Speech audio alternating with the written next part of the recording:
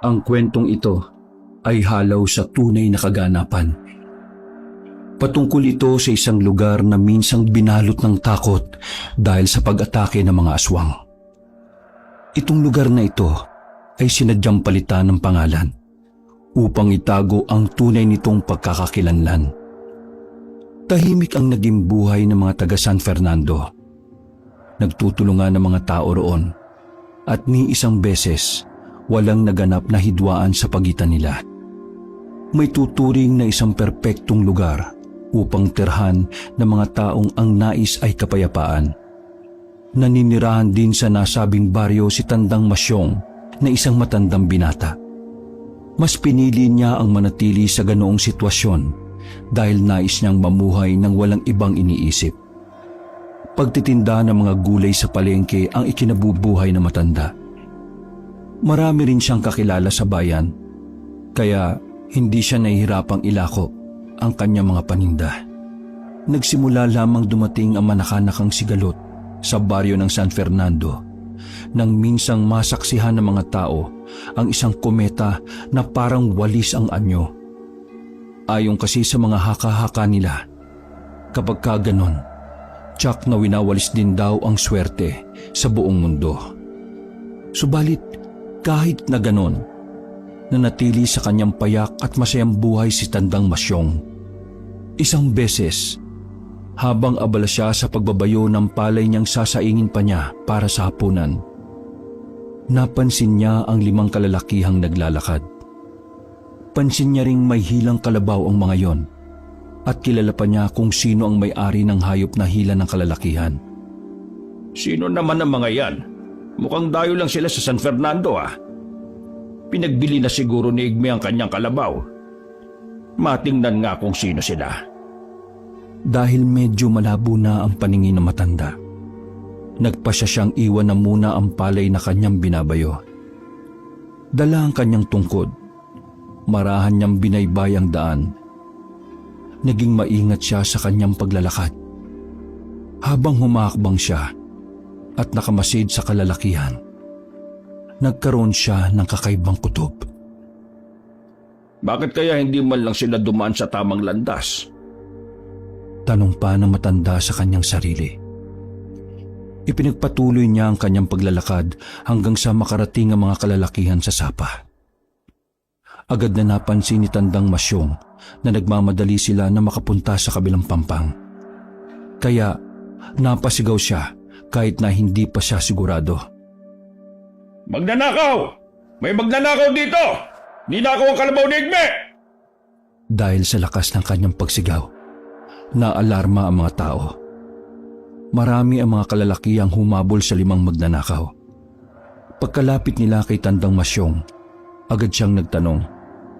Sigurado ka ba, Tandang Masyong? Saan sila patungo? Tanong ng isang lalaking kanayo ng matanda. Hindi naman nagdalawang isip si Tandang Masyong na ituro ang direksyon na tinahak ng mga kalalakihang yon. Nang magsimula ng habulin ng mga lalaki ang 5 magnanakaw, umalis na rin doon ang matanda at bumalik sa kanyang bahay. Pagkabalik ni Tandang Masyong, ipinagpatuloy niya ang kanyang pagbabayo ng palay hanggang sa magawa niyang tapusin yon. Papasok na sana siya sa loob ng bahay niya para magsaing, pero nakita niya ang mga kalalakihan na naglalakad habang hila ang kalabaw. Bakit kaya hindi man lang nila kasama yung mga magnanakaw na yon? Tanong niya sa kanyang sarili. Bunsod ng kanyang pagnanais na malaman ang nangyari, lumapit siya sa mga kalalakihang yon at nagtanong. Abay, bakit kalabaw lang ang dala ninyo? Nasaan naman napunta yung mga magnanakaw na yon? Umiling agad ang kalalakihan. Ang isa sa kanila ay nagsalita. Nakatakas po. Iniwan lang nila yung kalabaw na ito nang malaman nilang malapit na namin silang mahuli. Napailing si Tandang Masyong at napausal na rin. Ang lalakas ng loob ng mga yon Umaatake na kahit na hindi pa madilim ang paligid. Sumang-ayon ng mga kalalakihan sa itinura ng matanda. Agad din silang nagpaalam kay Tandang Masyong dahil ibabalita pa nila sa kanayon nilang may-ari ng kalabaw ang nangyaring pagnanakaw at ipapaalam din sa kapitan ang naganap. Napatango na lang si Tandang Masyong sa kanila. Bago pa man makaalis ang mga lalaki, muling nagwika ang matanda. Mas maigi siguro kung magiging alerto tayo. Baka aatake ulit ang mga yon. Kailangang maganda tayo. Sumang-ayon naman sa kanya ang mga kalalakihan at nagsimula na silang maglakad patungo sa barrio hall nila. Noong nakalayo na ang mga kalalakihan, nagpa siyang bumalik sa kanyang bahay ang matanda at itinuloy na ang kanyang pagsasaing. Habang nagsasaing, nagmumuni-muni na rin ang matanda. Habang tumatagal, lalo ko nanghihina. Siguro, mas masarap ang mamatay ng makagawa man lang ng makabuluhang bagay para sa aking mga kanayon. Para kahit wala na ako, maalala pa rin nila ako. Napangiti na lang si Tandang Masyong at nagpa siyang iwan na muna ang nakasalang sa apoy. Tumungo siya sa labas ng bahay niya at naupo sa upuang tomba-tomba habang nakaharap sa ginintuang palayan. Kung may misyong bang may aatas sa akin ng Diyos, gagampanan ko yon sa abot ng aking makakaya. Ang dasal ko lamang bigyan pa ako ng lakas para makagawa ng mabuti sa aking kapwa. Sambit pa niya. Habang nasa ganoong sitwasyon, may kung ano siyang nakikita sa malayo. Subalit dahil medyo may kalabuan na ang kanyang mga mata, hindi niya mawari kung ano yon. Ano kaya yung mabibilis na gumalaw na yon? Mukhang patungo sa direksyon ng bundok at kagubatan Tanong niya sa kanyang sarili. Hindi niya alam kung ano yon, subalit nararamdaman niya ang hindi maipaliwanag na takot habang pinagmamasdan niya ang bundok na tinutungo ng kung anumang nilalang. Inabutan na ng dilim doon si Tandang Masyong at halos muntikan na niyang makalimutan ang kanyang sinaing. Sa kadahilanang yon, mabilis siyang tumayo at tinungo ang kusina. Sa kabutihang palad naman ay naluto ang sinaing niya kahit pa hindi niya yon nagawang bantayan at atupagin. Nang masiguro na niyang luto na ang kanin, nag-ihaw siya ng tuyong isda at habang ginagawa yon, naging panay ang tingin niya sa labas ng bintana. Ano kaya yung nakita ko? Hindi kaya guni-guni ko lang yon? Ay, talagang tumatanda na nga ako. Kung ano-ano na nakikita at napapansin ko. Napailing na lang si Tandang Masyong at sinigurong hindi masusunog ang kanyang iniihaw. Nang matapos na siya, nagpasya siyang kumain na ng hapunan. Kahit na mag-isa lang siya sa hapag, hindi yun naging alintana sa matanda. Sanay na kasi siya sa ganoong sitwasyon.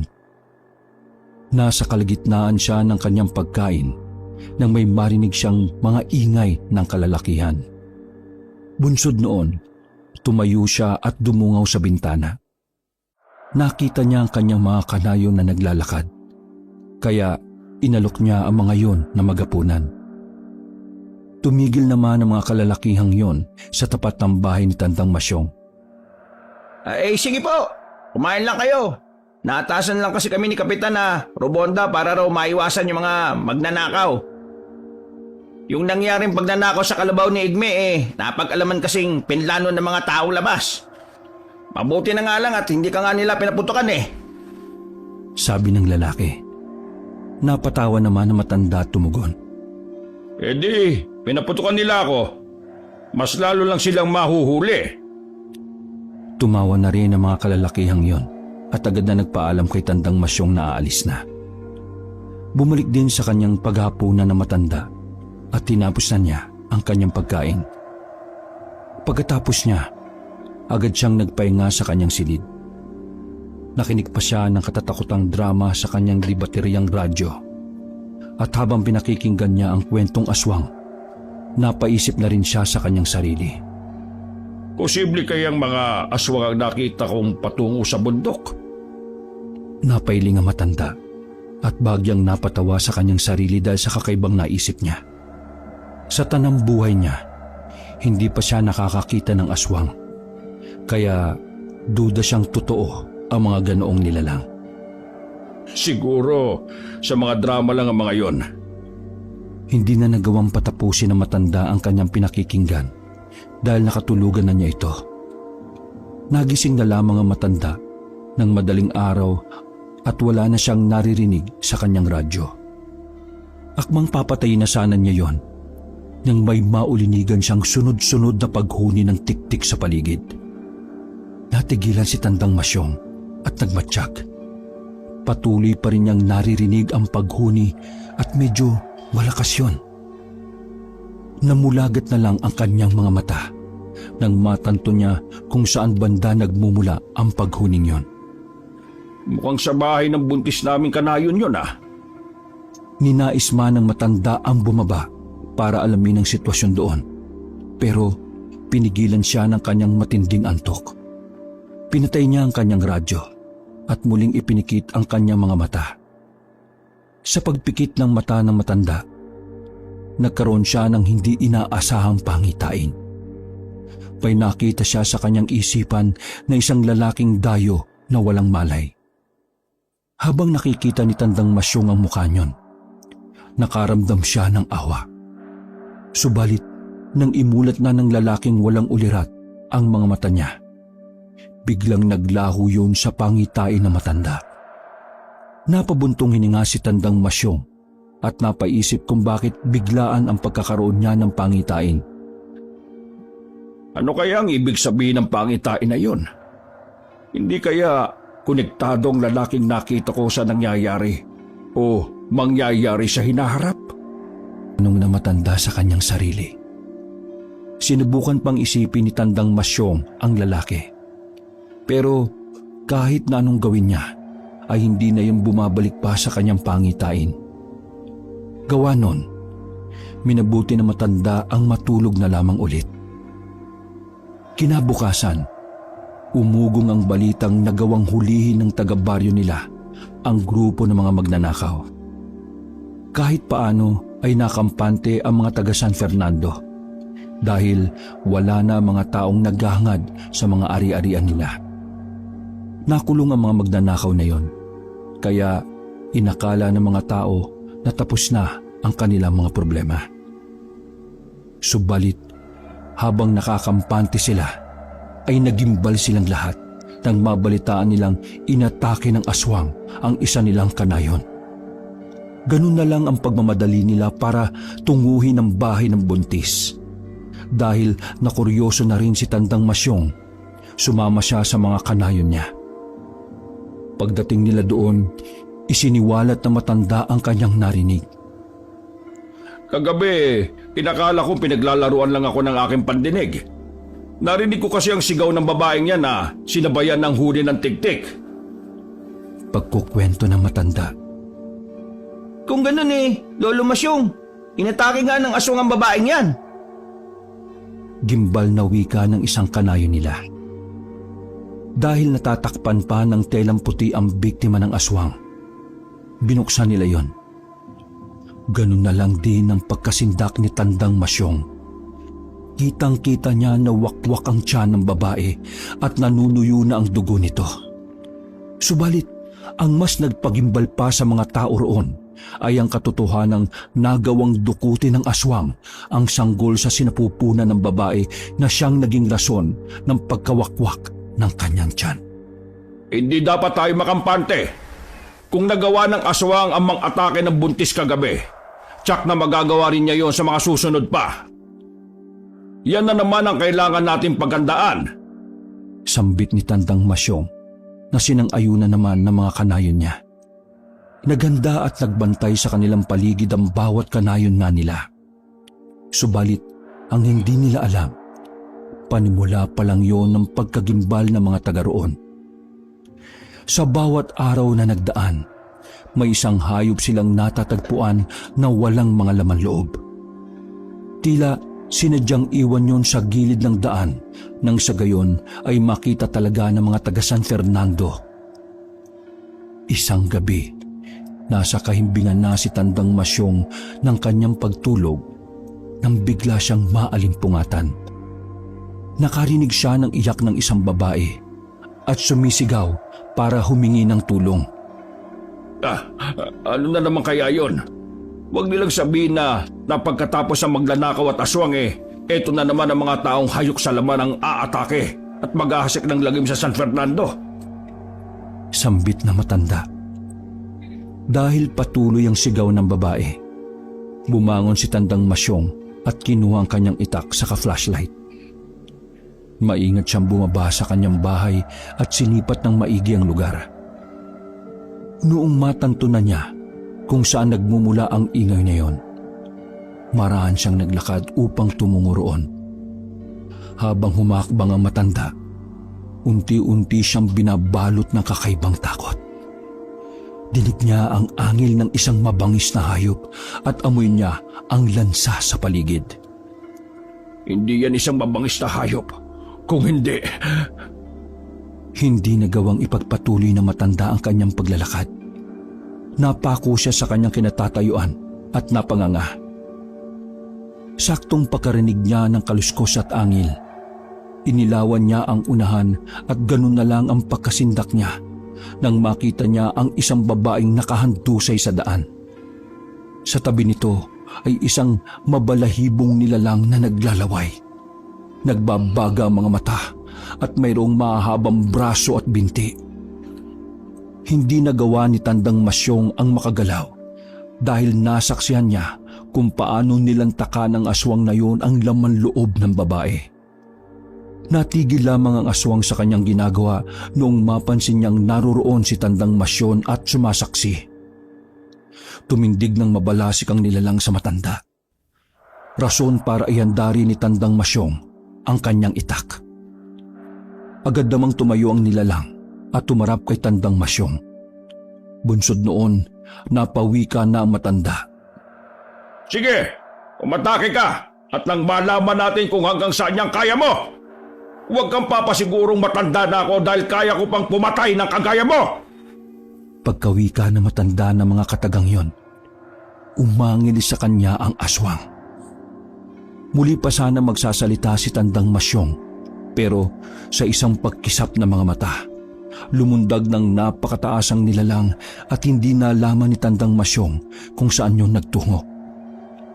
Naiwan ang matanda na nakatulala pa rin habang nakaharap sa gawi kung saan naroroon ang bangkay ng babaeng wakwak ang tiyan at nagkalat ang laman loob sa lupa. Kahit na nasa kailaliman ng gabi, sumigaw ng ubod ng lakas si Tandang Masyong. Mga kanayon!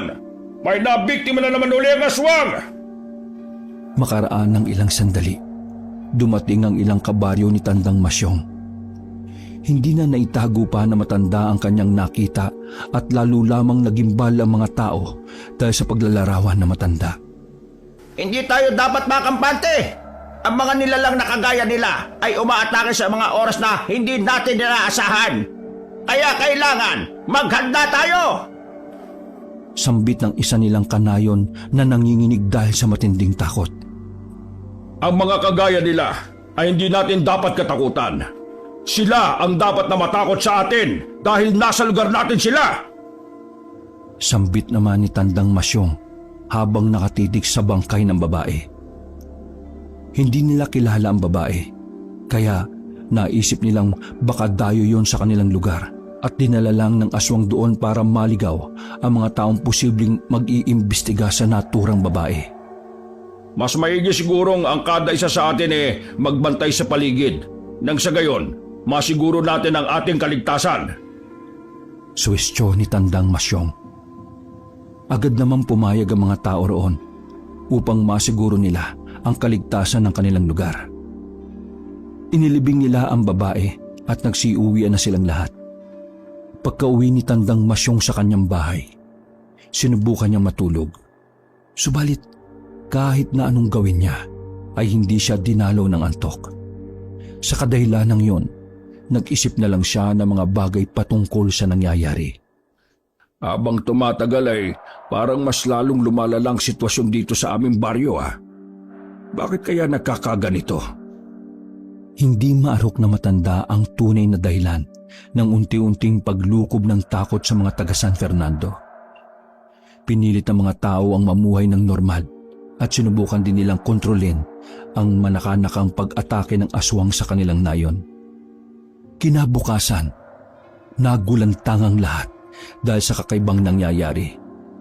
Maging si Tandang Masyong ay nag-alangan na rin dahil kahit na tanghaling tapat yon, biglaan ang pagdilim ng paligid.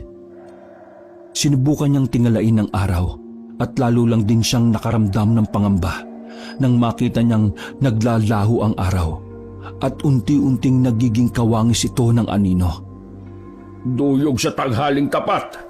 Hindi maganda ito. Sambit ni Tandang Masyong. Alam niyang isa yung masamang signos sa kung anumang posibleng mangyayari sa hinaharap nila. Gawa ng kanyang pag-aalala, nagpasya siyang pumasok sa kanyang bahay. Subalit, bago pa man siya tuluyang makapasok, naggulat ang matanda nang makita ang kanyang mga kanayo na nagtitipon-tipon habang tinitingala at pinagmamasdan ang kung anumang nangyayari sa araw. Sinubukan niyang sitahin sila at sabing pumasok, pero baliwala sa mga yon ang kanyang salita. Ipinagpatuloy ng mga tao ang pag-uusisa nila sa duyog na nagaganap. Pagkapasok ni Tandang Masyong sa loob ng kanyang bahay, doon siya lalong kinilabutan. Habang bumabalik sa kanyang isipan ng itsura ng araw, ay nagkakaroon siya ng pangitain. Nagtitilamsika ng mga dugo sa paligid at ang mga tao ay sumisigaw habang humihingi ng tulong. Bunsod nun, lalo pang nabahala matanda. May kung anong kutob siyang mas lalo pang lalala ang sitwasyon sa kanilang nayon sa darating na araw. Hindi ko dapat pabayaan ang mga tao rito. Kung kailangan kong ibuwis ang buhay ko, gagawin ko. Hindi ako papayag na ubusin at aapihin lang kami ng mga nilalang na yan. Sambit ni Tandang Masyong sa sarili habang nakadungaw sa bintana at nakatitig sa mga taong tila nagsasaya sa duyog na nagaganap. Kinagabihan, hindi pa man pumapatak ng 8:00 ang oras, ay nabulabog na ang buong nayon ng San Fernando. Sunod-sunod ang paghuni ng tiktik sa paligid at ang pagaspas ng pakpak ng mga dambuhalang ibon. Nagsitayuan ng mga balahibo sa batok ni Tandang Masyong. Sinubukan niyang sumilip sa labas at napagtanto niyang marami ang mga nilalang na gumagala sa paligid. Alam niya sa kanyang sarili na hindi yun mga kabaryo niya. Kahit marami ang gumagala sa paligid, ay wala man lang siyang naririnig ng mga yabag ng paa. Ang mga mahihinang pag-angil ng mga nilalang na animoy mga aso na nag-aagawan sa pagkain, ang tanging nauulinigan niya. Pansin din ni Tandang Masyong ang malansang samyo ng hangin na kumakalat sa buong nayon nila. At parang may kung anong bagay na naroroon na siyang pinagmumulan nun. Ito na nga bang sinasabi ko eh. Tsak na naririto na sila. Hindi maaari ito. Hindi. Sambit niya sa kanyang sarili. Ninais na pigilan ng matanda ang mga nilalang na yon.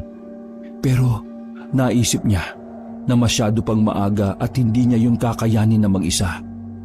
Naisip niyang maghintay na lang muna siya ng tamang oras. Nang sa gayon ay mapigilan niya ang mga aswang. Kapag darating ang oras na yon, hindi ako magdadalawang isip na lumabang kahit pamasawi ako. Buong gabi siyang nagmatsyag sa paligid. Hindi na siya nakatulog, dulot ng pangamba para sa kaligtasan ng lahat.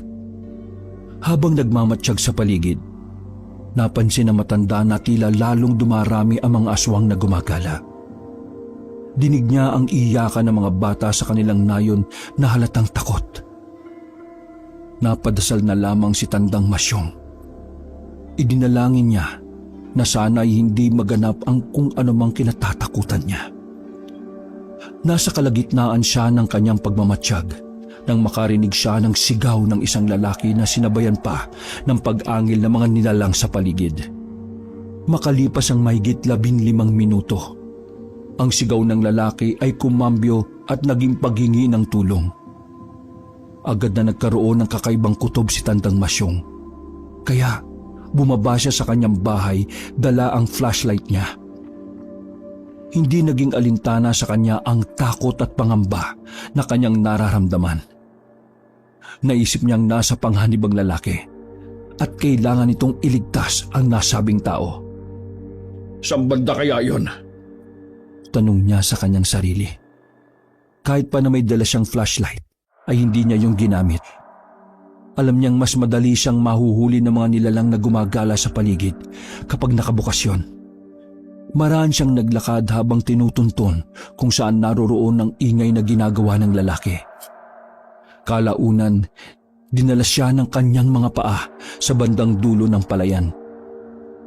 Nagpalinga-linga si Tandang Masyong at naistatwa siya sa kanyang kinatatayuan nang makita niya ang halos 10 mabalahibong nilalang na pinagtutulungang kalabanin ng isang lalaki.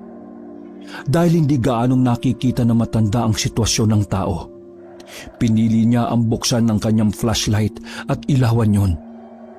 Dulot ng kanyang ginawa ay natigilan ng mga aswang at napalingon sa kanyang gawi. Itigil niyo ang inyong ginagawa sa lalaking yan! Ako ang harapin ninyo! Inihanda na matanda ang kanyang itak habang nakamasid sa lalaki. Magkahalong pangingilabot at awa para sa sitwasyon ng dayo ang naramdaman ni Tandang Masyong. Puno kasi ng sugat ang katawan nito at naliligo na sa sariling dugo. Dahil sa naging sigaw na matanda, napangisi ang mga aswang at humarap sa kanya.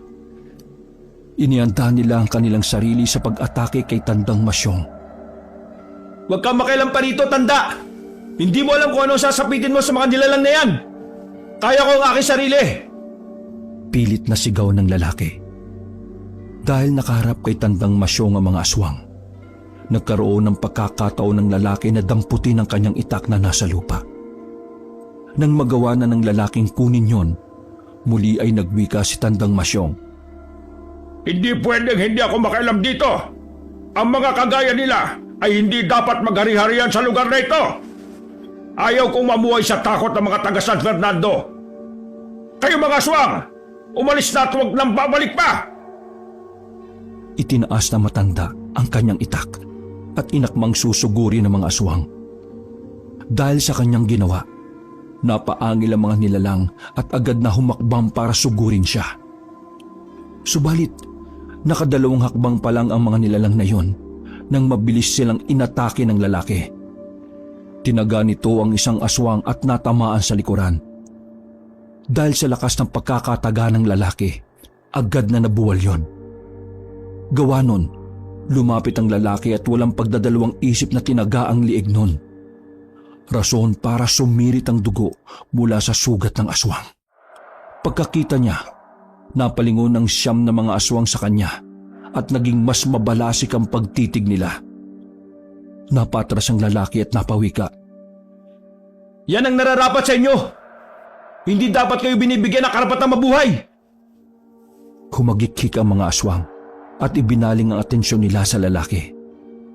Dahil doon, sinubukang agawin ni Tandang Masyong ang kanilang pansin. Harapin ninyo! Iwinasiwas niya ang kanyang itak. Pero naging baliwala yun sa mga aswang. Sa isang pagkisap ng mga mata ng matanda, mabilis na umatake ang mga aswang sa dugo ang lalaki. At muli ay pinagtulungan nila siyang kalmutin at kagatin. Tanging pagsigaw na lang ang nagawa ng tao at agad na nabuwal sa lupa dulot ang pinagsamang puwersa ng mga nilalang. Nung nakita ni Tandang Masyong na halos patay na ng mga aswang ang lalaki, mabilis siyang lumapit sa kanila. Walang takot niyang pinagtatataga ang likuran ng mga nilalang hanggang sa tumigil sila sa kanilang ginagawa. Umangil ang mga aswang at tinarap siya. Kasunod nun, tumayo ang aswang at inatake siya. May ilang aswang na sumakal kay Tandang Masyong at ang iba naman ay sinubukan siyang hawakan sa kanyang mga kamay at binti.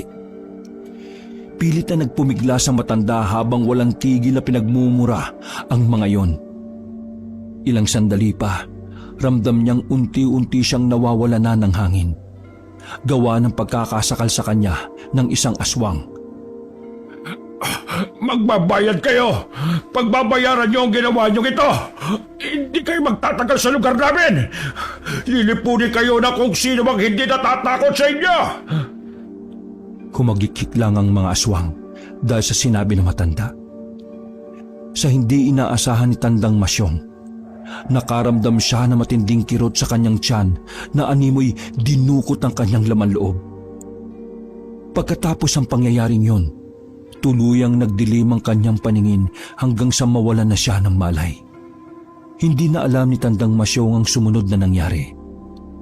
Napabalikwas na lang siya nang may tumutulong likido sa mukha niya.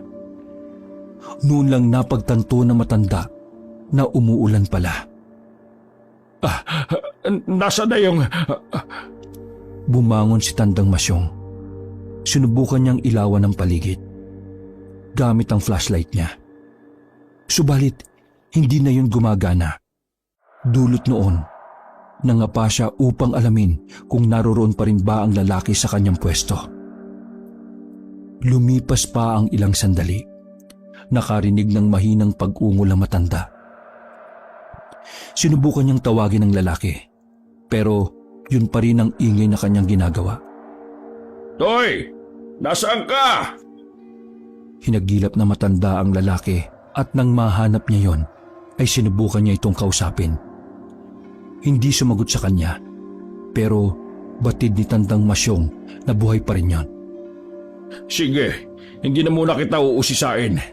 Mas maigi kung magagamot mo muna ang iyong mga sugat. Tutulungan kita, basta tulungan mo lang din ang iyong sarili. Kahit na alam niyang mahihirapan siya, inalalayan niya ang lalaki na makatayo. Sa kabutihang palad, kahit na dahan-dahan, sinubukan din ng lalaki ang tumayo sa tulong na matanda. Nang magawa na niya yon, naglakad sila pauwi sa bahay ng matanda. Walang naging pakialam si Tandang Masyong kung nahihirapan siya. Ang nasa isip niya na mga sandaling yon ay ang matulungan ng lalaki at mailigtas ito mula sa mga aswang na hindi na nila matukoy kung saan na nagtungo. Pasalamat ka't nagawa kitang abutan. Kung hindi ako bumaba sa bahay, baka nagawa ka na nilang kainin siguro. Wika na matanda sa lalaki. Makaraan ng ilang beses na pagkatumba, ay nakarating na rin sila sa bahay ni Tandang Masyong. Inihiga na matanda ang lalaki sa mahabang bangko at ginamot ang kanyang mga sugat na gawa ng kalmot ng mga nilalang na kanilang nakalaban. Marahil dala sa matinding pagod at sugat, nawala ng malay ang lalaki. Bunsod noon, nang matapos gamutin ni Tandang Masyong ang dayo, hinayaan niya munang makapagpahinga yon. Pumasok siya sa kanyang silid at nagpahinga. Pinilit niya na makatulog at sa kabutihang palad ay nakaidlip siya. Kinabukasan, pagkagising na matanda, agad siyang pumunta sa sala kung saan naroroon ang lalaking tinulungan niya. Subalit pagdating niya roon, ganun na lang ang kanyang pagtataka dahil wala na sa mahabang bangko ang lalaki. Oh, saan na kaya nagpunta yon? Tanong niya sa kanyang sarili. Gawa ng hindi niya mahagilap sa loob ng bahay ang lalaki, napagpasyahan ng matanda na lumabas. Pagkalabas niya sa kanyang bahay, ay doon niya nakita ang taong tinulungan niya na nakatayo at nakatitig sa malayo. Toy! Nagkakape ka ba? Halika muna sa loob at magkape tayo. Teka lang hindi ka pa malakas Sana hindi mo pinilit ang sarili mong bumangon. Napalingon sa kanya ang lalaki at namulagat na lang ang mga mata ni Tandang Masyong nung makita niyang wala na ang mga galos sa katawan nito. Salamat nga po pala sa pagtulong niyo sa akin Pasensya na rin kung nakapagsalita ako ng hindi maganda nung una. Ako nga pala si Honorio. Wika ng lalaki. Ako naman si Masyong. Ayos lang yun. Nauunawaan naman kita Pasensya ka na rin sa pagingialam ko. Ayaw ko lang na may naagrabyadong tao rito sa nayon namin. Teka. Paano ka nga pala napunta rito? Agad na napabuntong hininga ang lalaking nagpakilalang si Honorio at nagwika sa seryosong boses. Sinubukan nila akong itapon sa lugar na ito. Nagawa kasi nila akong hulihin. Mabuti na nga lang at dumating pa kayo. Dahil kung hindi, baka kung ano na ang pagpapahirap na ginawa nila sa akin. Labis ang pagkakuryoso ni Tandang Masyong sa koneksyon ng lalaki at ng mga aswang. Dahil doon, nagtanong ulit siya. Kung ganun ano nga bang rason kung bakit tila galit sa iyo mga nilalang na yon? Hindi naman naglihim sa kanya ang lalaki at sinabi nito ang nais malaman na matanda. Dahil doon, nalaman ng matanda na grabe ang galit ng mga aswang sa lalaki dahil isa ito sa matindi nilang kalaban. Pinipigilan raw kasi ng lalaki ang kung anumang ginagawa nila sa mga kanayon nito. Ngayong naririto na sila, tsak na gagawin din nila kung ano man ang ginagawa nila sa amin. May pag-aalalang sabi ni Honorio. Agad na umiling si Tandang Masyong. Hindi ako papayag. Hindi ko papayag ang gagawin nilang alipin at pagkain ng mga tao rito. Masaya at matiwasay na namumuhay ang mga tao sa San Fernando. Walang sino man ang makasisira nun. Seryosong sambit na matanda. Kung ganon, kailangan natin maganda. Tsak na hanapin ako ng mga aswang. Subalit, kalakip nun ay pahihirapan nila kayo hanggang sa kayo na mismong susuko ng inyong buhay sa kanila. Wika ng lalaki. Kaya nga inabisuhan ko na yung mga kanayong ko na maghanda. Hindi ko nga lang alam kung anong ginawa ng mga aswang at wala man lang ibang nakapansin sa ingay na ginagawa nila. Sabi ni Tandang Masyong. Marahil ay gumamit sila ng itim na mahika. Nagkaroon ng duyog kanina at tsak na mas lalong lumakas ang kung anumang kakayahan nila. Wika ni Honorio kay Tandang Masyong. Bago pa man tuluyang napasarap ang kanilang kwentuhan, ay muli silang pumasok sa loob ng bahay. Nagtimpla sila ng kanilang kape at ipinagpatuloy na ang kanilang diskusyon. Nasa kalagitnaan sila ng kanilang pag-uusap nang may isang kanayon si Tandang Masyong na tumungo sa kanyang bahay. Pansin ng matanda na tarantayon habang pinipilit na magsalita. Ang aking asawa, inatake kagabi ng aswang at munti ka nang makuha ang sanggol na nasa sinapupunan niya. Sinabi rin ng lalaki na napagsabihan niya ang kanilang kapitan ukol sa nangyari. Nangako naman daw ang punong barangay nila na paiigtingin ang pagbabantay sa paligid. Mga hayop na mga aswang na yan Mga demonyo na kailangan puksain. Napatiimbagang si Tandang Masyong. Sige na, umuwi ka muna at lagyan mo ng pangontra ang paligid ng bahay ninyo nang sa gayon hindi madaling mapasok ng aswang. Wika na matanda. Nagpasalamat ang lalaki at bago yun umalis ay napatitik pa sa dayong kasama na matanda. Napangiti na lang sa kanya si Tandang Masyong at tinayaan niyo na umalis sa kanyang bahay. Nung wala na ang kanayon niya ay muling nagwika si Tandang Masyong kay Honorio. Sobra na ang ginagawa ng mga aswang na yan. Ilang araw ko palang nararamdaman ang kanilang presensya. Subalit, mabilis nilang nalulukob ng takot ang isipan ng mga tao rito. Baka sa susunod na araw magulantang na lang ako na patay na at wala nang laman loob ang aking mga kanayon. Matapos sabihin niyo ni Tandang Masyong, ay nakita niyang napakuyom ng kanyang kamay ang lalaki. Dadaan sila sa aking bangkay kapag nagkaganon. Kinakailangan kong puksain ng mga salot na yon. Kung nagawa nilang lipunin ng mga tao sa aming nayon, hindi ko papayagan na gawin din nila yun dito. Nung marinig yun ni Tandang Masyong, ay lalo siyang nagimbal. Nalaman niya na inubos na ng mga aswang ang mga kanayon ni Honorio. Nanginig ang kanyang mga kalamnan sa isiping baka maggasik ng lagim ang mga aswang na yun sa San Fernando sa lalong madaling panahon. Dulot ng pangamba nila sa posibleng pag-atake ng mga aswang kinagabihan. Naganda silang dalawa. Kumuha sila ng mga baging na makabuhay at pinalibot yon sa bakuran ni Tandang Masyong. Nag-imbak din sila ng mga tuyong dahon na siyang gagamitin nila sa paggawa ng siga kinagabihan. Kumuha rin sila ng mga kawayan at pinatulis ang dulo, saka ipinwesto sa paligid ng bahay na matanda. Tingnan lang natin kung magagawa pa nilang makapasok sa bakuran ngayong gabi. Magbabantay tayo sa paligid. Kung talagang ikaw ang pakay nila, ay aatake sila rito. Subalit kapag ang mga kanayong ko naman, guguluhin nila ang bawat kabahayan dito sa aming baryo. Napatango lang kay Tandang Masyong ang lalaki at tinulungan ito sa kung anumang ginagawa niya. Pagsapit pa lang ng 6:00, Naghanda ng dalawa. Nagmatsyag sila sa paligid ng sa gayon ay mabatid nila kung may paparating na panganib. Pareho silang may hawak na itak at panayang dungaw sa bintana na nakaawang ng bahagya. Sa tingin mo aatake sila ngayong gabi? Tanong ni Tandang Masyong sa lalaking kasama niya. Hindi ko po alam, pero sa palagay ko, hindi nila papayagang mabuhay pa ako. Maswerte lang ako nung nakaraang gabi dahil nagawa mo akong iligtas sa kanila. Sambit ni Honorio. Kung gayon, hindi dapat tayo makampante. Baka sa hindi natin malaman nasa paligid na pala sila at inaabangan ng mga ginagawa natin. Muling saad ni Tandang Masyong. Tumango ang lalaki. Muli pa sana siya magsasalita, subalit biglaan ang pag-alingaso ng malansang amoy sa paligid. Alam nilang pareho na hindi lang yun lansa ng dugo o kung anuman.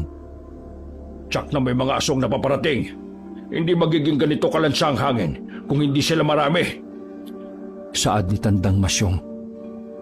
Ang ingay sa paligid ay unti-unting lumalakas na animoy may paparating na kung anumang panganib.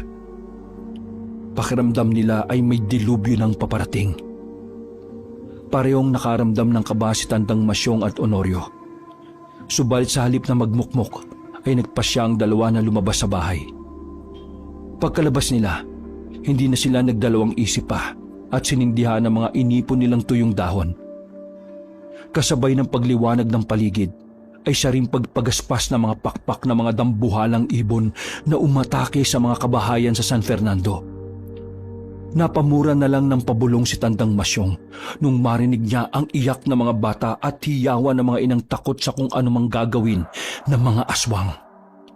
Ang mga kalalakihan naman sa bawat kabahayan ay lumabas at itinaboy ang mga nilalang ng dilim na umaatake sa kanilang nayon. Hindi maganda ito. Tsak na simula pa lamang ito ng kanilang pag-aasik ng lagim. Kailangan mapigilan sila. Saad ni Tandang Masyong. Lalabas na sana siya ng kanilang bakuran at tutunguhin ng mga kabahayan para kalabanin ng mga aswang. Pero agad siyang pinigilan ni Honorio. Wag na, Lolo Masyong. Tsak na magagawa ka lang nilang patayin kung gagawin mo yan. Malakas sila dahil sa nangyaring duyog. Huwag! Mababayaan ko na lang ang mga kanayong ko sa mga aswang. Napalingon si Tandang Masyong at napakunotang noo. Hindi yan ang ibig ko pong sabihin. Ang nais kong iparating ay may araw rin ang mga aswang na yan. Subalit hindi ngayon. Palalampasin lang natin ang pagbago ng buwan. Sa ganoong paraan ay bagya silang manghihina. Paliwanag ng lalaki sa matanda. Wala nang nagawa si Tandang Masyong. Tumango na lamang siya kay Honorio at nagbatsyag sa paligid habang unti-unting inaatake ng mga aswang ang nayon niya. Ang bahay lamang na matanda, ang tanging bahay na hindi narating ng mga nilalang. Matagal ko na silang pinagsabihan na maganda. Pero ang titigas sa mga ulo nila. Ayan tuloy. Sana man lang hindi sila magawang sakta ng mga aswang. Sabi ni Tandang Masyong. Habang nasa ganoong sitwasyon sila, may lumapag na isang dambuhalang ibon sa tapat ng bakuran ni Tandang Masyong. Parehong napamurang dalawang lalaki nang makita nilang nagbabaga mga mata ng nasabing nilalang at ang pakpak nito ay halos 2 dipa ang lapad. Huwag kang magkakamali. Sa oras na subukin mong pumasok, titiyakin namin magiging abo ka. Sambit ni Honorio.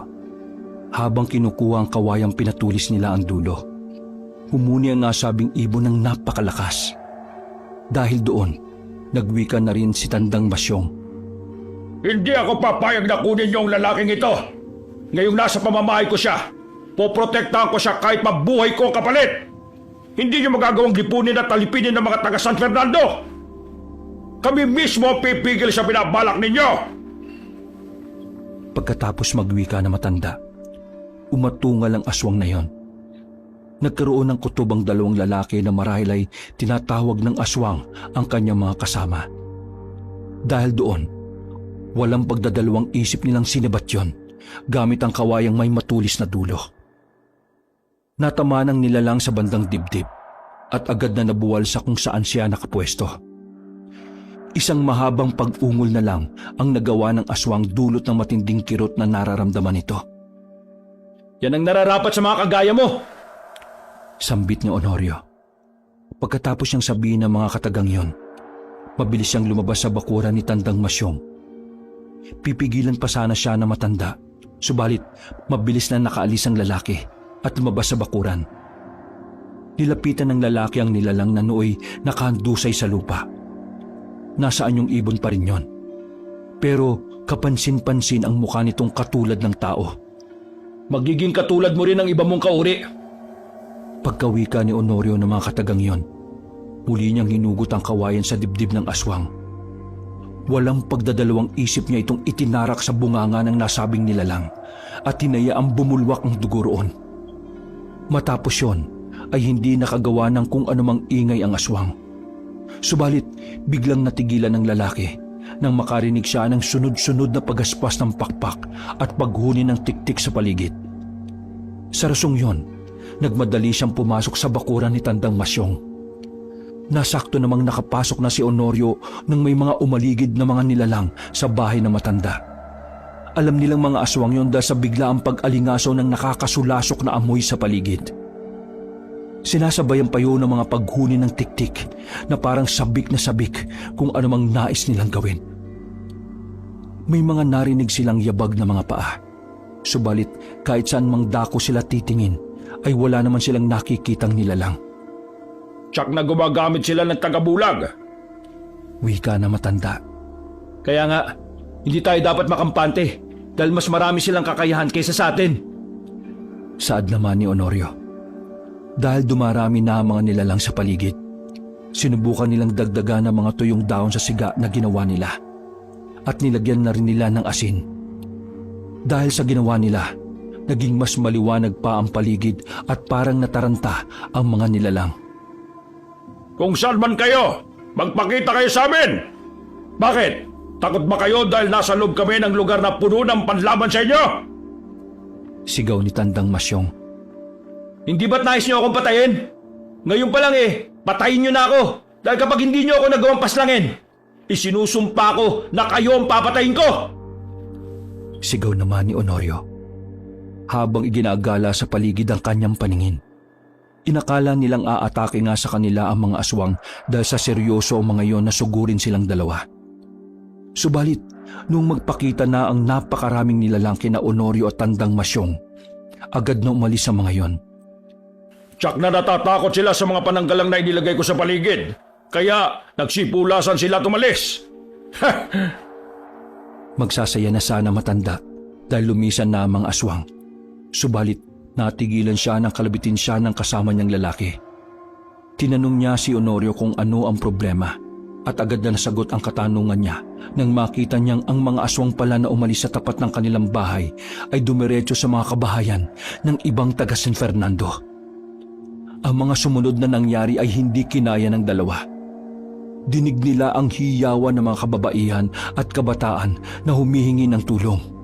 Ang mga kalalakihan naman ay nagmumura na parang sobra ang galit na kanilang nararamdaman. Noong mga panahong yon, nagkatitigan ng dalawang lalaki at agad ding nagwika si Tandang Masyong. Hindi na natin kailangan na hintayin pa ang tamang pagkakataon. Kapag naghintay tayo, mauubos ang mga kanayong ko. Kung may tamang panahon man, ay ito na yon! Napatango si Honorio sa kanya at agad ding napawika. Tama ka, Lolo Masyong. Walang ibang tamang panahon kundi ngayon na. Kailangan ko ring harapin ang mga yan nang sa gayon ay matapos na ito. Kailangan kong tapusin kung ano man ang nasimulan ko sa aming nayon. Matapos ang palitan nila ng kataga, pumasok sila sa loob ng bahay at pinahiran ng abong mula sa lutuan ang kani-kanilang itak. Pangontra nila yon sa mga nilalang ng dilim. Muli silang lumabas ng bahay, pero noong mga panahong yon ay hindi sila nanatili sa loob ng bakuran ni Tandang Masyong. Dala nila ang kani-kanyang itak at flashlight na di baterya. Dali-dali silang tumungo sa bahagi kung saan naroroon ang napakaraming kabahayan. Malayo pa lang silang dalawa ay dinig na nila ang hiyawan ng mga taong nagmamakaawa at humihingi ng tulong. Sininagan nila ng flashlight ang paligid at ganun na lang ang pagkasindak ng dalawang lalaki noong makita nila na napakaraming tao ang nakahandusay sa labas ng kanilang bahay at pinagpipiestahan ng mga nilalang na mabalahibo. Mga demonyo kayo! Hindi pa ba kayo nakontento sa ginawa niyo sa nayo namin? Galit na sigaw ni Honorio sa mga aswang. Ang mga nilalang na nakarinig sa kanyang pagsigaw ay tumigil sa kanilang ginagawa. Napalingon sila sa dalawang lalaki na nagmamadaling lumapit sa kanila habang hawak ang tig-iisang flashlight at itak. Kami ang harapin ninyo! Hindi ang mga taong walang kalaban-laban sa mga kagaya niyong demonyo! Sigaw rin ni Tandang Masyong. Pareho nilang iginala sa paligid ang liwanag ng kanilang flashlight.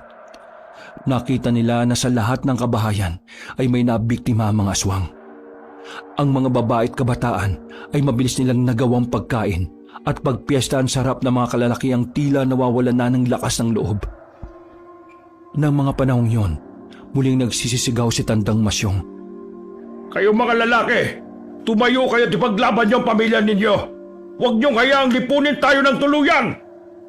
Pagkasigaw ni Tandang Masyong ay parang nabuhayan ng loob ang mga kalalakihan. Sumugod sila at napahiyaw sa pinagtulungang tagain ang mga nilalang. Subalit, hindi rin nagpatinag ang mga aswang sa mga kalalakihan ng San Fernando. Nagkaroon ng madugong labanan sa pagitan ng mga yon at dahil walang ibang kakayahan ng mga lalaki ay unti-unti silang nagagabi. Nang makita ni Honorio at Tandang Masyong na alanganin ang mga kanayon nila, mabilis din silang umatake. Ganun na lamang ang pagkamangha na matanda sapagkat kakaiba ang lakas at liksi na ipinamalas ni Honorio. Kahit mag-isa lang ang lalaking yon, nagagawa niya itong kalabanin ng 3 hanggang 5 aswang gamit lamang ang kanyang itak at kamao. Ang bawat aswang na kanyang nakakasagupa ay humahandusay sa lupa at nahihirapan ng makabangon. Walang ano-ano, nakita ni Tandang Masyong na may isang nilalang na papalapit kay Honorio. Pero hindi ito napansin ng lalaki. Inakma ng aswang na kalmutin sana siya sa likuran, kaya mabilis na napahakbang si Tandang Masyong. Honorio! May aswang sa likuran mo! Pagkasabi niya ng mga katagang yon, agad niyang tinaga ang aswang sa batok. Sakto namang napalingon si Honorio at nakita niya ang aswang na unti-unti nang nabubuwal sa lupa. Dahil doon, agad niyang sinipa yon hanggang sa tumilapon. Pagbagsak ng nilalang, agad na humiwalay ang kanyang ulo sa katawan nito. Hindi makapaniwala si Tandang Masyong sa nasaksihan niya, pero nanatiling tikom ang kanyang mga bibig. Nagpatuloy ang labanang yon hanggang sa unti-unting nagawang patayin ng mga aswang ang kalalakihan ng San Fernando. Ilan na lamang sa kanila ang nanatiling nakatayo, pero puno rin ng mga galos ang katawan. Napansin ng dalawa na pinanghihinaan na talaga ng loob ang mga kalalakihan. Dahil doon, inilapag ni Honorio ang kanyang itak sa lupa. Hindi ko na po kailangan yan, Lolo Masyong. Bantayan mo lamang ang paligid ko. Dahil baka hindi ko kagad mapansing may nasa likuran ko na pala. Tumango si Tandang Masyong sa lalaki at hindi niya inaasahan ang mga susunod na gagawin nito. Sa isang pagkisap na mga mata ng matanda, kitang-kita niya kung paano nagpalit ng anyo si Honorio. Ang kanyang katawan ay binalot ng maiitim na balahibo. Ang kanyang mga binti at braso ay tila mas humahaba pa ng halos kalahating metro. Dinigrin niyang umaangil ito na parang isang mabangis na hayop. Honorio, kauri mo ba sila? Napako sa kanyang kinatatayuan ng matanda dahil sa pagkagulantang. Hindi siya sinagot ng lalaki. Sa halip, lumingon yon sa kanya at napangisip bago umalis. Sa isang pagkisap ng mga mata ni Tandang Masyong, ay lumundag si Honorio sa bahagi kung saan mayroong maraming aswang. Pagkalapag niya sa bahaging yon, ay nagulat ang mga nilalang at agad na umangil. Dahil alam ni Tandang Masyong na marami ang aswang at iisa lang si Honorio, napagpasya niyang tulungan ito. Para sa San Fernando, papatayin namin kayo! Itinaas niya ang kanyang itak. Nakita naman yun ng 4 niyang kanayo na naroroon at kasama nila. Kaya parang nabuhayan din sila ng loob. Kahit pa may mga galos ang kanilang katawan, ay inihanda rin nila ang pag-atake sa mga aswang na dumudumog kay Honorio. Nang gumalaw na si Tandang Masyong para sugurin ang mga aswang, umabante na rin ang 4 na kalalakihan. Nilapitan ni Tandang Masyong ang mga nilalang at walang pagdadalawang isip niyang tinaga ang isa sa mga ito sa batok. Ito ang nararapat sa'yo! Nakarinig na lamang sila ng pag-ungol dulot ng ginawa na matanda. Nabuwalang nasabing aswang, dahilan para mapalingon ng iba sa gawin ni Tandang Masyong. Nakita naman ni Honorio na tila nagbabalak ang mga nilalang na sugurin ng matanda. Dahil doon, napamura siya at agad ring nagwika sa garalgal na boses. Ako ang kalabanin ninyo! Huwag na ninyong idamay pa ang ibang tao! Pagkawika niya ng mga katagang yon, hinawakan niya ng mahigpit ang braso ng isang aswang. Gamit ang kanyang kaliwang kamay, walang pagdadalawang isip niyang dinukot ang puso ng nilalang. Agad niya ring itinapon yon sa hindi kalayuan. Lilipunin ko kayo! Ipapatikim ko sa inyo ang ginawa niyo sa aking mga kanayon at kauri! Muling saad ni Honorio. Matapos siyang gawin yon, lumundag siya sa itaas at bumagsak sa mga aswang na naghahanda para sugurin si Tandang Masyong. Agad na nagsibuwala ng mga aswang na yon, kaya nagkaroon ng pagkakataon na matanda at ang 4 na kalalakihan para tuluyang makalapit doon. Walang habas nilang pinagtatataga ang mga nilalang at wala silang naging pakialam kung saan banda ng katawan ng mga ito tumama ang talim ng kanilang itak. Ang iilang aswang ay sumusubok pang lumaban. Subalit sa tuwing makikita ni Honorio na nagbabalak silang tumayo o gumawa ng kung anuman, pinipigilan ng dayo ang kung anumang binabalak nila. Bunsod ng pagiging sugatan ng mga aswang na nakahandusay sa paligid ni Tandang Masyong, hindi sila nakagalaw. Nilapitan na lamang sila ng dayo at isa-isang binali ang kanilang leeg. Nang magawa yun ni Honorio, dinukot niya ang mga puso ng mga nilalang at itinapon sa kung saan. Ang mga kagaya nyo ay hindi binibigyan ng karapatan para mabuhay. Nananahimik kami sa aming nayon at nakukontento sa kung anumang meron kami. Pero anong ginawa nyo? Sinira nyo ang tahimik naming buhay. Hindi ako papayag na sirain nyo rin ang buhay ng mga taga rito. Buong lakas na sigaw ni Honorio habang nakatingala. Pagkatapos siyang isigaw ang mga katagang yon, biglang lumakas ang ihip ng hangin. Naging sobrang lansa ng samyo ng hangin na halos nakakasuka na para kina Tandang Masyong.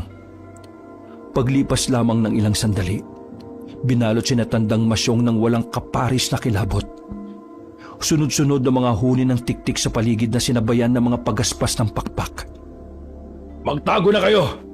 Kaya ko na ito. Mas maiging iligtas niyo ang ibang tao na alam niyong buhay pa. Hayaan niyong kalabanin ko ang mga natitirang salot na yan. Sambit ni Honorio. Napatulala sa kanya mga kalalakihan. Hindi naman kaagad nakagalaw si Tandang Masyong na noon ay nagmamatsyag siya sa paligid. Ilang sandali pa ay nagwika ulit si Honorio. Malamang ay sila ang mga matataas na uri ng aswang. Hindi niyo sila kaya. Ako ang dahilan kung bakit nagkaroon ng ganitong kaguluhan dito sa nayon ninyo. Kaya hayaan niyo kung tapusin niyo dito mismo. Wala nang nagawa ang 5 lalaki kung hindi ang sundin ang ninais ng dayo na nasa anyo ng isang aswang. Sa halip na magtago, maingat nilang pinuntahan ng mga kabahayan at inalam kung may mga natitirang buhay roon. Nang tuluyang makalayo ang 5, doon nila narinig ang paglapag ng mga nilalang sa lupa kung saang banda naroroon si Honorio. Lahat sila ay kinakabahan, pero iisang bagay lang ang kanilang iniisip. Kailangan nating iligtas kung sino man at kung may natitira pang buhay sa taga San Fernando. Sambit ni Tandang Masyong. Inisa-isa nila ang mga kabahayan sa kanilang nayon. Maswerte sila dahil kahit papaano ay may mga natitirang buhay roon at sumisiksik lang sa bahaging hindi madaling nakikita. Tayo na! Halina kayo! At nang makapunta tayo sa ligtas na bahagi ng nayon. Dali! Sambit ni Tandang Masyong. Wala siyang ibang lugar na naisip kung hindi ang kanyang bahay na napapalibutan ng mga pangontra ng aswang. Isasama na rin sana ni Tandang Masyong ang mga kalalakihang pauwi. Subalit nagwika ang isa sa kanila. Mananatili kami rito. Ikaw na lang po umuwi ng sa ganun mahatid mo ang mga taong to sa iyong bahay. Ayaw rin sanang pumayag ni Tandang Masyong. Subalit naisip niyang walang makakatulong kay Honorio kapag lahat sila ay umuwi sa kanyang bahay. O sige, kayo na muna ang bahala rito ha.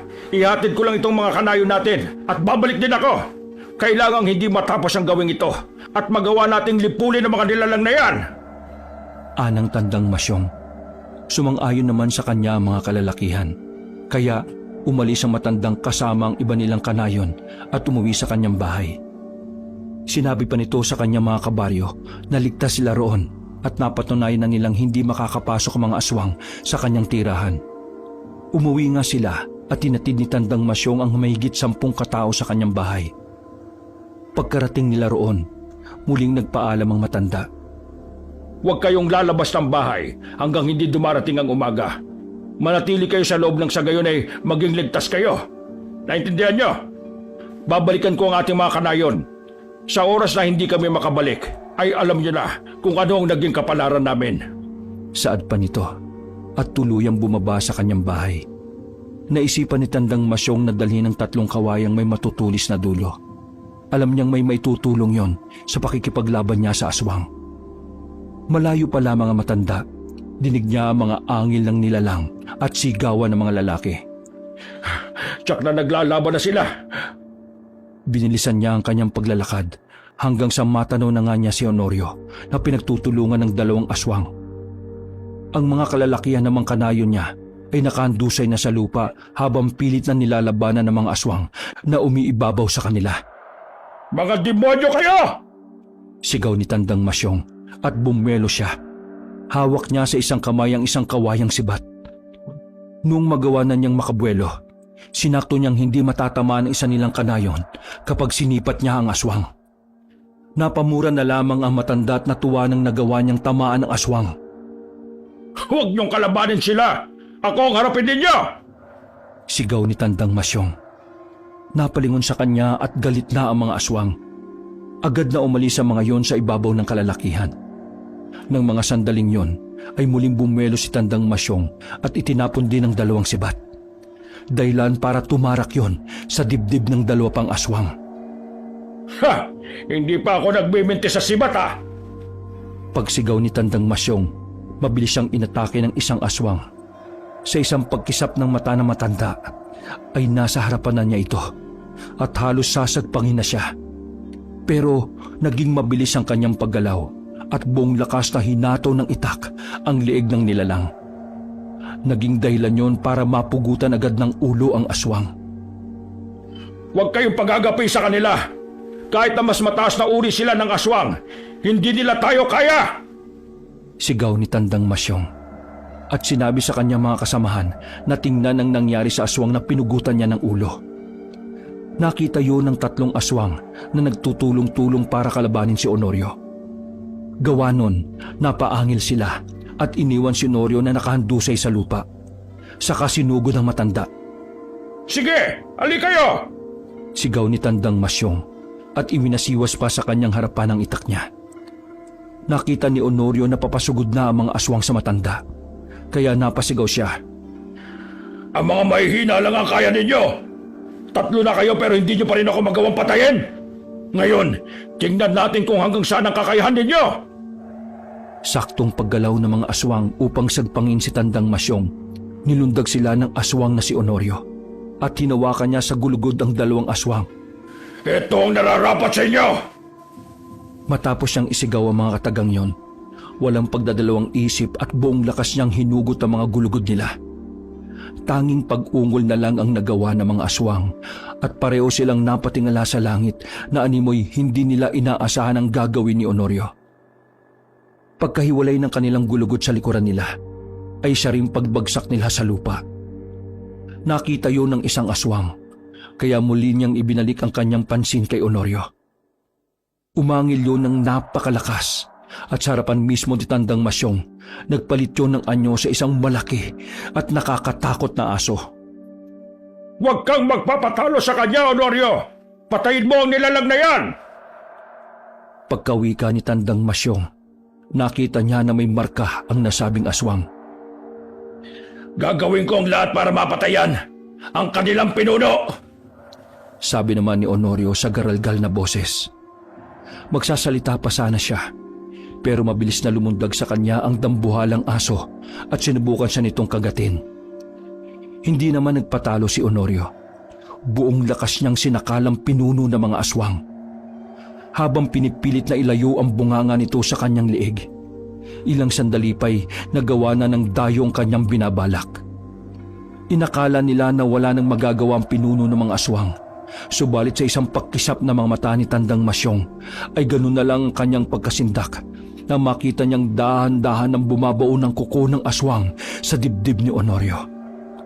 Agad na naisip ng matanda na balak ng pinuno ng mga aswang na dukutin ang puso ni Honorio. Dahil doon, mabilis siyang lumapit at tinagayon sa likuran. Ganun na lamang ang pagkamulagat ng mga mata ng matanda na makita niyang hindi man lang tinablan ng kanyang itak ang aswang. Demonyo ka nga! Hindi ka tinatablan ng aking itak! Pero titiyakin kong mamamatay ka dito sa aming dayon! Matapos sabihin ni Tandang Masyong ang mga katagang yon, nilingon siya ng aswang at inangilan. Habang nakatitig pa sa matanda ang nasabing nilalang, naglalawayo ng malapot. Bunsod ng pagkawala ng atensyon ng pinuno ng aswang kay Honorio, hindi nito nasubaybayan ang kung anumang galaw ng lalaki. Habang nakamba ang pinuno ng mga aswang upang dukutin ang puso ni Honorio, dahan-dahan namang inilapit ng lalaki ang kanyang daliri sa liig ng nasabing aswang. Saktong pagkalingon ng nilalang na nasa ibabaw ni Honorio, tumarak ang daliri ng lalaki sa liig ng aswang. Bumulwak ang dugo roon, pero naging baliwala yun sa pinuno ng mga aswang. Nakita yun ni Tandang Masyong, kaya napamura siya at muli ay sinubukan niyang tagain ang nilalang. Subalit sa hindi inaasahan, ay nagawang hawakan ng pinuno ng mga aswang ang itak na matanda. Sa isang iglap, ibinalibag nito si Tandang Masyong, dahilan para mapasigaw ang matanda. Tumilapon sa hindi kalayuan si Tandang Masyong. Mabuti na lang at nagawa siyang alalayan ng kasama niyang kalalakihan. Muli pa sana siyang susugod para tulungan si Honorio, pero pinigilan siya ng kanyang mga kasama. Hayaan na muna natin ang dayong yan sa pakikipaglaban. Huwag mong isugal ang buhay mo. Dahil kaya naman ni Honorio ang kalaban niya, oh! Sabi ng isang lalaki. Napatitig si Tandang Masyong kay Honorio habang nakikipaglaban sa pinuno ng mga aswang. Nang mga sandaling yon, ay nakatayo na silang pareho at naghahanda para atakihin ang bawat isa. Sa isang pagkisap ng mga mata ni Tandang Masyong, ay nakita niyang parehong napalundag si Honorio at ang pinuno ng mga aswang. Sige, Honorio! Patayin mo ang aswang na yan! Ipaghiganti mo ang mga kanayon mo, pati na rin ang mga taga San Fernando! Sigaw na matanda. Bunsod sa pagsigaw ni Tandang Masyong, napalingon ang pinuno ng mga aswang at ipinakita pa nito ang kanyang pangil. Dahil sa ginawa niya, nagkaroon ulit ng pagkakataon si Honorio at mabilis na sinakalang pinuno ng mga aswang. Buong lakas niyang ibinagsak yon sa lupa at pagkatapos ay inibabawan. Walang habas siyang pinagkakakalmot ang nilalang sa dibdib. Nang mga panahong yon, dahil sa kakaibang liksi at lakas ni Honorio, nagawa niyang sugatan ang pinuno ng mga aswang. Pilit mang lumalaban ang aswang kay Honorio, pero halos hindi na ito magawa sapagkat nasa ilalim siya ng kanyang kalaban. Nung makita ni Tandang Masyong na halos hindi na makagalaw ang pinuno ng mga aswang, nilapitan nila si Honorio at siniguradong nagagawa nitong saktan ng nilalang. Sige, patayin mo na lamang yan! Nang sa gayon ay hindi na makapaggasik ng lagim sa ibang lugar! Sambit ni Tandang Masyong kay Honorio. Dahil sa tinura na matanda, nilingon siya ng pinuno ng mga aswang. Umangil yun ng napakalakas at buong lakas na ibinalibag si Honorio. Tumilapon naman sa hindi kalayuan ng dayo, kaya nagkaroon ng panahon ng pinuno ng mga aswang para makatayo. Naging mabilis ang paggalaw nito. Maya-maya lang ay nasa harapan na siya ni Tandang Masyong. Naging mabilis ang paggalaw nito. At sa isang pagkisap ng mga mata ni Tandang Masyong ay nasa harapan na nila ang nasabing nilalang. Mabalasik siyang tinititigan nito at bago pa man makaatras ay sinakal na si Tandang Masyong ng pinuno ng mga aswang. Kahit anong gawin mo, hindi ka na makakaligtas! Mapatay mo man ako, dito ka na rin mamamatay! Pahirap ang sambit na matanda. Iniangat ng pinuno ng mga aswang si Tandang Masyong at buong lakas na itinapon sa mga kalalakihang kanayon niya. Dulot ng ginawa niya, nabuwal silang lahat sa lupa. Lulundag pa sana ang nilalang upang sugurin si Natandang Masyong, pero natigilan yun nang makarinig siya ng angil sa likuran niya. Walang iba yon kung hindi si Honorio na nooy mabalasik ding nakatitig sa kanya. Hindi na nagawa ng pinuno ng mga aswang na lundagin pa si Tandang Masyong. Sinakal siya mula sa likuran ni Honorio at pagkatapos ay ibinilibag. Bago pa man makatayo ang nilalang, nilundag na siya ni Honorio at dinukot ang mga mata nito pagkatapos ay kinain. Tingnan natin kung kakayanin mo pang makalaban kung wala ka nang nakikita. Garalgal na wika ni Honorio. Sinubukan siyang kalmutin ng pinuno ng mga aswang pero napatras si Honorio at inapakan yon sa kanyang dibdib. Umangil ang nilalang at tumayo. Nagpalinga-linga siya habang sumisinghot sa paligid. Nung mga panahong yon, naging mabilis ang paggalaw ni Honorio at pinagkakakalmot niya ang pinuno ng mga aswang habang umaaligid dito. Walang naging pakialam si Honorio sa kung anumang bahagi ng katawan ng nilalang ang kanyang nasusugatan. Kalaunan, tumigil siya sa tapat ng nilalang at nagwika ulit. Ngayon, matitikman mo ang ganti ng kauri mong tinraidor ninyo. Napaangil pa ang nilalang, subalit yun na ang naging kahuli-hulihang angil niya. Napasigaw si Honorio at buong lakas na dinukot ang puso ng pinuno ng mga aswang. Bago tuluyang bumagsak sa lupa ang nilalang, nilantakan ni Honorio ang puso nito. Halos mandiri si Natandang Masyong sa kanilang nasaksihan. Subalit ang kanilang agam-agam ay nasagot sa kung ano ang kanilang nakikita na ginawa ni Honorio. Pagkabagsak ng pinuno ng mga aswang sa lupa, nilapitan niyo ni Tandang Masyong. Hinawakan niya ng maigpit ang kanyang itak at bago pa man makapagsalita si Honorio upang pigilan siya, ay pinugutan niya ng ulo ang pinuno ng mga aswang. Tingnan natin kung magagawa pa ninyong makapaghasik ng lagim. Ang mga kagaya nitong aswang ay walang karabatang mabuhay sa mundong ito. Agad namang natigilan si Honorio sa kanyang paglantak sa puso ng pinuno ng mga aswang. Napatitig siya kina Tandang Masyong at agad na itinapon ang natitirang bahagi ng puso na nasa kamay niya. Noong mga panahong yon, mula sa pagiging mabalahibong nilalang, nagpalit siya ng anyo patungo sa isang lalaki. Nakita naman yun ni Natandang Masyong kaya agad siyang humingi ng tawad dahil sa kanyang itinuran. Patawad, Honorio, sa sinabi ko. Hindi lahat ng aswang ay dapat mamatay. Maraming salamat nga pala sa pagtulong mo sa amin. Napailing na lang si Honorio at agad na nagwika. Ako nga sana ang dapat na humingi ng tawad sa inyong lahat. Ako ang rason kung bakit lumaki ang gulo na ito.